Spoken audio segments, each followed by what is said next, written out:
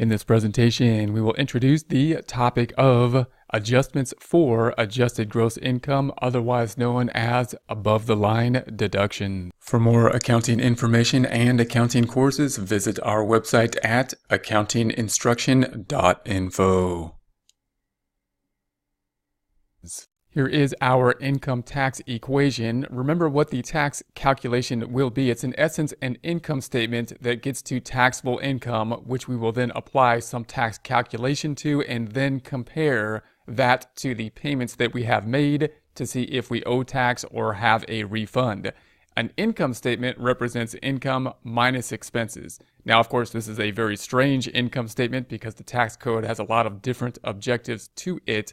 However, it's still, in essence, an income statement. And we're talking here about a type of deduction. So we're going to start off with the income, and then we've got deductions, and these are going to be called the above-the-line deductions because we're going to call them adjustments for adjusted gross income. And these will be differentiated between the below-the-line deductions, or otherwise known as itemized deductions, or the standard deduction. Many deductions, most deductions that we think of are actually down here in the itemized deductions, things like charitable deductions, mortgage interest rate, property taxes, state taxes. These are things down here in the itemized deductions. We're talking about these items up top at this time, the deductions that are above the line.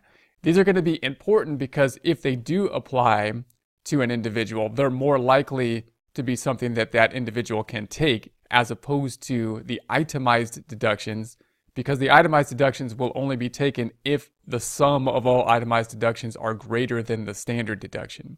Whereas if we qualify for something that's up here, and the deductions that are for adjusted gross income, the above-the-line deductions, then they don't have that same kind of restriction. We could take these deductions even if they don't have anything to do with, in other words, the standard deduction.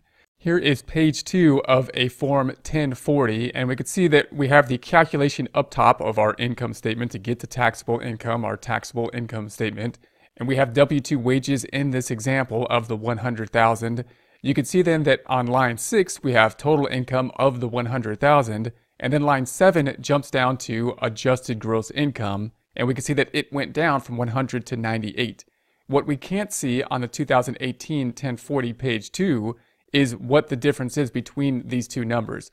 The reason for that is that a lot of people won't have any difference between those two numbers. The total income and the adjusted gross income will be the same, and therefore we don't need any more data. For those where it will be different, there's going to be an added schedule to it. So where do we find this difference? We're going to go to another schedule in order to see the adjustments to income, and then we'll have a list out. These are just some of the adjustments to the adjusted to income.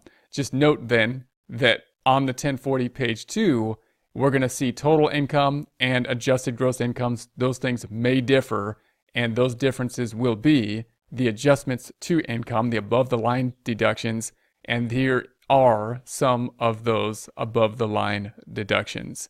In this case, of course, the 2,000 IRA being the item that is the differentiating factor between the 100,000 and the 98,000.